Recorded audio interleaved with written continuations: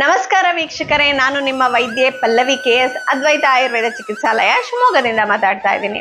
So ಹೆಣ್ಮಕ್ಳಿಗೆ ತುಂಬ ಆಸೆ ಅನ್ನುವಂಥದ್ದು ಯಾವ್ದ್ರ ಮೇಲೆ ಇರುತ್ತೆ ಗೊತ್ತಾ? ಅವರಿಗೆ ಇರುವಂಥದ್ದು ಚಿನ್ನದ ಮೇಲೆ. ಸೊ ಚಿನ್ನದ ನೀವು ಯಾವುದೇ ಥರ ಆಭರಣ ಮಾಡಿಕೊಡಿ ಅವ್ರು ಹಾಕೊಳ್ತಾರೆ. ಬೈದಿಲೆ ಬಟ್ಟೆ ಇರಬಹುದು, ಮೂಗಿನ ಬಟ್ಟೆಗಳಿರಬಹುದು, ಇಲ್ಲಾಂದರೆ ಕಿವಿಗೆ ಓಲೆಗಳಿರ್ಬಹುದು. ಒಂದೇ ಓಲೆ ಎಲ್ಲ ಓಲೆಗಳನ್ನು ಹಾಕೊಳ್ಳೋ ಅಂಥದ್ದು, ಬುಗುಡಿಯನ್ನು ಹಾಕೊಳ್ಳೋ ಅಂಥದ್ದು, ಸರಗಳನ್ನು ಹಾಕೊಳ್ಳೋ ಅಂಥದ್ದು, ಬಳೆಗಳನ್ನು ಹಾಕೊಳ್ಳೋ ಅಂಥದ್ದು, ಉಂಗುರಗಳನ್ನು ಹಾಕೊಳ್ಳೋ ಅಂಥದ್ದು. ಚಿನ್ನದ ಯಾವುದೇ ಒಂದು ಆಭರಣ ಮಾಡಿಕೊಟ್ರು ಕೂಡ ಹೆಣ್ಮಕ್ಳಿಗೆ ಬಹಳ ಅಚ್ಚುಮೆಚ್ಚಿನ ಒಂದು ವಸ್ತು ಆಗಿರುವಂಥದ್ದು ಚಿನ್ನ ಅಂತ ಹೇಳಲಿಕ್ಕೆಲ್ಲ ಬಯಸ್ತೀನಿ. ಸೊ ಈ ಒಂದು ಚಿನ್ನವನ್ನ ದೊಡ್ಡದು ಹಾಕೊಳ್ಳೋ ಅಂಥದ್ದಂತೂ ಈಗ ಆಗದೇ ಇಲ್ಲ, ಗೊತ್ತಿದೆ ನಿಮಗೆ. ಬಂಗಾರದ ರೇಟ್ ಇವಾಗ ಗಗನ ಮುಟ್ಟಿದೆ, ಹೌದು. ಆದರೆ ಸಣ್ಣದನ್ನ ಹಾಕೊಳ್ಬೋದಾ ನಾವು ಅಂತಂದ್ರೆ ಖಂಡಿತವಾಗಿ ಆ ಆಪ್ಷನ್ಸ್ನ ಯಾವಾಗಲೂ ಹೆಂಗಸರು ಓಪನ್ ಆಗೇ ಇಟ್ಕೊಂಡಿರ್ತಾರೆ. ಅಕ್ಷಯ ತೃತೀಯ ಬಂದರೆ ಒಂದು ಸಣ್ಣದಾದ್ರು ಮೂಗ್ಬಟ್ಟಾದರೂ ತಗೊಳ್ಬೇಕು ಅವರು, ಅಲ್ವಾ? ಸೊ ಈ ಥರ ಒಂದು ಚಿನ್ನದ ಆಭರಣಗಳನ್ನು ಕಿವಿಯ ಆಲೆಗಳಲ್ಲಿ ಬೇರೆ ಸಣ್ಣ ಓಲೆಗಳಾಗಿ ಹಾಕೊಳ್ಳೋ ಅಂಥದ್ದು, ಮೂಗಿನ ಚುಚ್ಚಿಬಿಟ್ಟು ಅದಕ್ಕೆ ಬೇರೆ ಬೇರೆ ಥರದ ಮೂಗು ಬಟ್ಟನ್ನು ಹಾಕೊಳ್ಳೋ ಅಂಥದ್ದನ್ನು ನಾವಿಲ್ಲಿ ನೋಡ್ಬೋದಾಗಿರತ್ತೆ. ಆದರೆ ಇದಕ್ಕೆ ತೊಂದರೆ ಕೊಡುವಂಥದ್ದು ಏನು ಗೊತ್ತಾ ನಿಮಗೆ? ಮೂಗ್ಬಟ್ಟು ಅಥವಾ ಕಿವಿ ಓಲೆಗಳನ್ನು ಹಾಕ್ಕೊಳ್ಬೇಕು ಅಂತಂದರೆ ಅವರು ಹೊಸದಾಗಿ ಅದಕ್ಕೆ ಚುಚ್ಚಿಸ್ಕೊಳ್ಬೇಕಾಗತ್ತೆ. ನಮಗೆ ಇಷ್ಟ ಬಂತು ಅಂತಂದರೆ ಚುಚ್ಚಿಸ್ಕೊಳ್ಳೋದು ಒಂದು ದೊಡ್ಡ ಇಶ್ಯೂನೇ ಅಲ್ಲ. ಯಾಕೆ ಅಂತಂದರೆ ಇಷ್ಟ ಇತ್ತು ಅಂತಂದರೆ ಯಾವ ನೋವನ್ನು ಕೂಡ ಅನುಭವಿಸೋಕ್ಕೆ ರೆಡಿ ನಮ್ಮ ಹೆಣ್ಮಕ್ಳು, ಅಲ್ವಾ? ಸೊ ಅದಕ್ಕೆ ಕಿವಿ ಚುಚ್ಚಿಸ್ಕೊಳ್ತಾರೆ. ಕಿವಿ ಚುಚ್ಚಿಸ್ಕೊಂಡ್ರೆ ಮಾತ್ರ ಸಾಲದು. ಅದಕ್ಕೆ ಕಿವಿ ಆದಮೇಲೆ ಅದಕ್ಕೆ ಸಣ್ಣದೊಂದು ರಿಂಗ್ ಅಥವಾ ಸರಿಗೆಯನ್ನು ಹಾಕಿ ಕೊಡ್ತಾರೆ ಹಾಕೋರು. ಸೊ ಅದಾದ ನಂತರ ಅದನ್ನು ತೆಗೆದು ನಮಗಿಷ್ಟ ಬಂದಿರೋ ಅಂಥದ್ದು, ಡಿಸೈನ್ ಇರುವಂಥದ್ದು ಬಟ್ಟೆಗಳನ್ನು ನಾವು ಹಾಕ್ಕೊಳ್ಬೇಕಾಗಿರುತ್ತೆ. ಸೊ ಈ ಒಂದು ಅದನ್ನು ತೆಗೆದು ಇದನ್ನು ಹಾಕ್ಕೊಳ್ಳುವಂಥ ಸಮಯದಲ್ಲಿ ಅಥವಾ ಚುಚ್ಚಿಸಿದ ನಂತರದಲ್ಲಿ ಏನಾಗುತ್ತೆ ಅಂತಂದರೆ ಕಿವಿಯ ಒಂದು ತೂತದ ಹತ್ತಿರ ನಿಮಗೆ ಸಣ್ಣ ಗ್ರೋತ್ ಬರುವಂಥದ್ದನ್ನು ನಾವಿಲ್ಲಿ ನೋಡ್ಬೋದಾಗಿರುತ್ತೆ. ಆ ಗ್ರೋತು ಯಾಕೆ ಬರುತ್ತೆ ನಮಗೆ ಅಂತ ಕೇಳೋದಾದರೆ, ಸೊ ಏನೋ ನಾವು ಮಲಗಿದವಾಗ ಬೆಡ್ಶೀಟ್ ಏನಾದ್ರು ತಾಗ್ತು, ಎಳೀತು, ಇಲ್ಲ ಅಂದರೆ ಡ್ರೆಸ್ಸನ್ನು ಹಾಕ್ಕೊಳ್ಬೇಕಾದ್ರೆ ಅದಕ್ಕೆ ಸಿಕ್ಕಾಕೊಳ್ತು, ಇಲ್ಲ ಎಲ್ಲೋ ಅದು ಉಜ್ಜಿತು, ಅಥವಾ ಕೈ ಏನಾದರೂ ಜಾಸ್ತಿಯಾಗಿ ತಾಗಿತು, ಅಥವಾ ಸರಿಯಾಗಿ ಅವ್ರು ಚುಚ್ಚಿಲ್ಲ ಅಂತಂದಾಗಲೂ ಕೂಡ ಈ ಒಂದು ಗ್ರೋತ್ ಬರುವಂಥದ್ದನ್ನು ನಾವು ನೋಡ್ಬೋದಾಗಿರುತ್ತೆ. ಸೊ ಅದು ವಿಪರೀತ ನೋವು ಇರುತ್ತೆ, ಯಾವಾಗಲೂ ಕೂಡ ನೋವು ಇರುತ್ತೆ. ಆಮೇಲೆ ಕಿರಿಕಿರಿ ಮಾಡುವಂಥದ್ದು, ಅಂದರೆ ಆ ಬಟ್ಟೆ ಹಾಕೊಳ್ಳೋದಕ್ಕೆ ಬಿಡದೆ ಇರೋ ಹಾಗೆ ಕರ್ಕರೆ ಮಾಡುವಂಥದ್ದು. ಹಾಗೆ ನೋಡ್ಲಿಕ್ಕೂ ಕೂಡ ಚೆನ್ನಾಗಿ ಕಾಣಲ್ಲ, ಕೆಲವೊಂದ್ಸತಿ ಮೇಲ್ಗಡೆನೆ ಬಂದ್ಬಿಟ್ಟಿರುತ್ತೆ, ತುಂಬ ಕೆಟ್ಟದಾಗಿ ಕಾಣುವಂಥದ್ದನ್ನು ನಾವಿಲ್ಲಿ ನೋಡ್ಬೋದಾಗಿರುತ್ತೆ. ಸೊ ಅದಕ್ಕೆ ಆಯುರ್ವೇದದಲ್ಲಿ ಏನಾದ್ರು ಹೇಳಿದಾರಾ ಅಂತ ಕೇಳಿದರೆ ಖಂಡಿತವಾಗಿ ಹೇಳಿದ್ದಾರೆ. ಇದಕ್ಕೆ ಪರಿಪೋತ ಅಂತ ಹೇಳ್ತಾರೆ. ಆ ಗ್ರೋತ್ ಏನು ಬಂದಿರುತ್ತಲ್ಲ ಅದಕ್ಕೆ ಪರಿಪೋತ ಅಂತ ಹೇಳಿರೋದು ನಮ್ಮ ಆಯುರ್ವೇದದಲ್ಲಿ.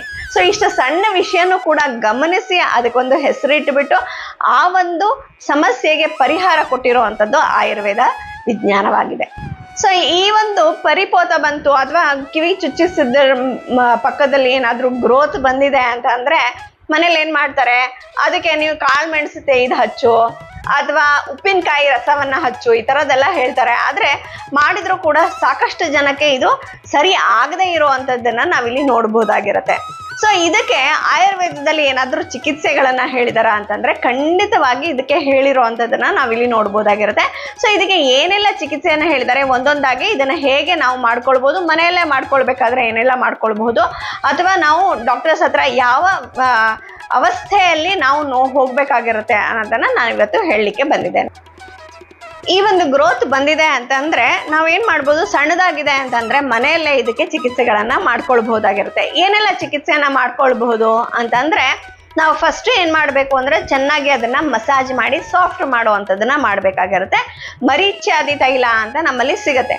ಸೊ ಆ ಒಂದು ಎಣ್ಣೆ ತೊಗೊಂಡು ಚೆನ್ನಾಗಿ ಅದನ್ನು ಮಸಾಜ್ ಮಾಡಿ ಒಂದು 2 ಮಿನಿಟ್ಸ್ ತನಕ ಅದನ್ನು ಚೆನ್ನಾಗಿ ಮಸಾಜ್ ಮಾಡಿ, ಅದರ ನಂತರ ನಾವು ಅದನ್ನು ಚೆನ್ನಾಗಿ ಬಿಸಿ ನೀರನ್ನು ಹಾಕಿ ಅದನ್ನು ತೊಳೆದು ಅಥವಾ ಬಿಸಿ ನೀರನ್ನು ಬಟ್ಟೆಯಲ್ಲಿ ಅದನ್ನು ಚೆನ್ನಾಗಿ ಒರೆಸ್ಕೊಂಡು ನಂತರ ಅದಕ್ಕೆ ಲೇಪವನ್ನು ಮಾಡಬೇಕಾಗಿರುತ್ತೆ. ಲೇಪ ಯಾವುದರಿಂದ ಮಾಡಬೇಕು ಅಂತಂದರೆ ನಮ್ಮಲ್ಲಿ ಬಾಕೂಚಿ ಅಥವಾ ಅವಲ್ಗುಜ ಅಂತ ಸಿಗುತ್ತೆ.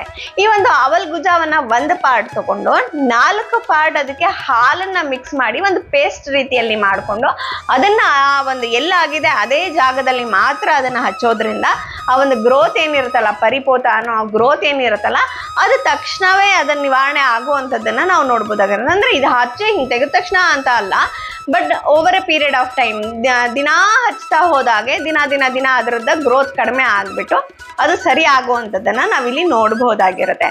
ಸೊ ಈ ಥರ, ಅಥವಾ ನಾವು ಮನೆಯಲ್ಲೇ ಅವಲ್ಗುಜ ಸಿಕ್ಕಿಲ್ಲ ನನಗೆ ಮನೆಯಲ್ಲೇ ಏನಾದರೂ ಇದ್ರೆ ಹೇಳಿ ಅಂತಂದರೆ ನಾವು ಏನು ಮಾಡ್ಬೋದು ಗೊತ್ತಾ, ಎಳ್ಳನ್ನು ಪುಡಿ ಮಾಡ್ಕೊಳ್ಳೋ ಅಂಥದ್ದು, ಅಂತಂದರೆ ಗೋಧಿಯನ್ನು ಪುಡಿ ಮಾಡ್ಕೊಳ್ಳೋ ಅಂಥದ್ದು, ಅದ್ರ ಜೊತೆಗೆ ಅಶ್ವಗಂಧ ಪುಡಿನೇ ನಿಮಗೆ ಸಿಗುತ್ತಲ್ವ, ಅಶ್ವಗಂಧವನ್ನು ಪುಡಿಯನ್ನು ಅದಕ್ಕೆ ಸೇರಿಸುವಂಥದ್ದು, ಮತ್ತು ಜ್ಯೇಷ್ಠ ಮಧುವನ್ನು ಸೇರಿಸಿ ಅದಕ್ಕೆ ಗೋಮೂತ್ರವನ್ನು ಹಾಕಿ ಕಲಸಿ ಅದನ್ನು ಕೂಡ ಹಚ್ಚಿ ಇಟ್ಕೊಳ್ಳೋದ್ರಿಂದ ಏನಾಗುತ್ತೆ, ನಮಗೆ ಆ ಗ್ರೋತ್ ಕಡಿಮೆ ಆಗಿ ನಿವಾರಣೆ ಆಗುವಂಥದ್ದನ್ನು ನಾವು ಇಲ್ಲಿ ನೋಡ್ಬೋದಾಗಿರುತ್ತೆ. ತುಂಬ ದೊಡ್ಡದಾಗಿದೆ, ಆಗಿದೆ, ನಮಗೆ ಸರಿನೇ ಆಗ್ತಾ ಇಲ್ಲ ಅಂತಂದರೆ ಖಂಡಿತವಾಗಿ ಆವಾಗ ನಾವು ವೈದ್ಯರನ್ನ ಕಾಣಬೇಕಾಗಿರುತ್ತೆ.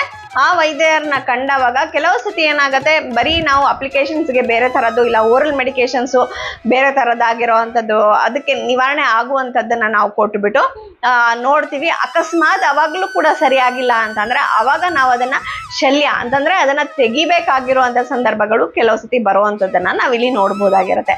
ಸೊ ಈ ಒಂದು ಪರಿಪೋತ ಅಂದರೆ ತುಂಬ ದೊಡ್ಡದು, ಅಥವಾ ಅದರಿಂದನೇ ನಾನು ಮೂಗ್ಬಟ್ಟು ಇಲ್ಲ ಕಿವಿಯ ಓಲೆಯನ್ನು ತೆಗಿಬೇಕಾಗಿರೋ ಸಂದರ್ಭ ಬರುತ್ತೆ ಅಂತ ಖಂಡಿತ ಇಲ್ಲ. ನೀವು ಅದನ್ನ ನಿವಾರಣೆ ಮಾಡ್ಕೊಳ್ಬಹುದು, ನಿಮ್ಮ ಶೃಂಗಾರವನ್ನ ಕೂಡ ಹೆಚ್ಚಿಸ್ಕೊಳ್ಬಹುದಾಗಿರುತ್ತೆ. ಸೊ ಅದಕ್ಕೆ ಮನೆಯಲ್ಲೇ ಏನೇನೋ ಹಚ್ಕೊಂಡು ಮತ್ತೆ ಇನ್ಫೆಕ್ಷನ್ಸ್ಗಳನ್ನ ಜಾಸ್ತಿ ಮಾಡ್ಕೊಳ್ಬೇಡಿ. ನಾ ಹೇಳಿದ್ನಲ್ವಾ, ಆ ಥರದ ಒಂದು ಮಿಕ್ಸ್ಚರ್ ಮಾಡಿ ಹಚ್ಕೊಳ್ಳೋ ಅಂಥದ್ದನ್ನ ಮಾಡಿ ನೋಡಿ. ಅಕಸ್ಮಾತ್ ಆಗಿಲ್ಲ ಅಂತಂದ್ರೆ ಖಂಡಿತವಾಗಿ ಆಯುರ್ವೇದ ವೈದ್ಯರನ್ನ ಕಾಣಿ. ನಿಮ್ಮ ಒಂದು ಪರಿಪೋತ ಅಥವಾ ಚುಚ್ಚಿರೋದ್ರ ಪಕ್ಕ ನಿಮಗೇನಾದ್ರೂ ತೊಂದರೆ ಇತ್ತು ಅಂತಂದ್ರೆ ಖಂಡಿತವಾಗಿ ಅದನ್ನ ನಿವಾರಣೆ ಮಾಡ್ಕೊಳ್ಬಹುದಾಗಿರುತ್ತೆ. ಹಾಗೆ ನಿಮಗೆ ಈ ಥರದ ಯಾವುದೇ ಸಮಸ್ಯೆ ಇತ್ತು ಅಂತಂದರೆ ಖಂಡಿತವಾಗಿ ಸಂಪರ್ಕಿಸಬಹುದಾಗಿರುತ್ತೆ ಅದ್ವೈತ ಆಯುರ್ವೇದ ಚಿಕಿತ್ಸಾಲಯ ಶಿವಮೊಗ್ಗ. ನೀವು ಕರೆ ಕೂಡ ಮಾಡ್ಬೋದು. 9174844210 ಕರೆ ಮಾಡಿ ನೀವು ಆನ್ ಕಾಲಲ್ಲಿ ಕನ್ಸಲ್ಟೇಷನ್ ಕೂಡ ತಗೊಳ್ಬಹುದಾಗಿರುತ್ತೆ. ಇಲ್ಲ ನಿಮಗೆ ಔಷಧಿಗಳು ಇಲ್ಲಿಂದ ಪಾರ್ಸಲ್ ಬೇಕಾದರೂ ಕೂಡ ನೀವು ಮಾಡಿಸ್ಕೊಳ್ಬಹುದಾಗಿರುತ್ತೆ. ಪರಿಪೋತ ಇರಲಿ ಅಥವಾ ಕಿವಿದೆ ಯಾವುದೇ ಥರದ ಸಮಸ್ಯೆ ಇರಲಿ, ಕಣ್ಣಿನ ಸಮಸ್ಯೆ ಇರಲಿ, ಇಲ್ಲ ದೇಹದ ಸಮಸ್ಯೆ ಇರಲಿ, ಆಯುರ್ವೇದದಲ್ಲಿ ನಿಮಗೆ ಸೂಕ್ತವಾದ ಚಿಕಿತ್ಸೆ ಸಿಗುತ್ತೆ. ಹಾಗೆ ಯಾವುದೇ ಥರದ ಸೈಡ್ ಎಫೆಕ್ಟ್ಸ್ಗಳು ಕೂಡ ಇದರಲ್ಲಿ ಇರೋದಿಲ್ಲ ಅಂತ ಹೇಳ್ತಾ ನಾನು ನಿಮ್ಮ ಮಾತುಗಳನ್ನು ಮುಗಿಸ್ತಾ ಇದ್ದೀನಿ. ನಮಸ್ಕಾರಗಳು.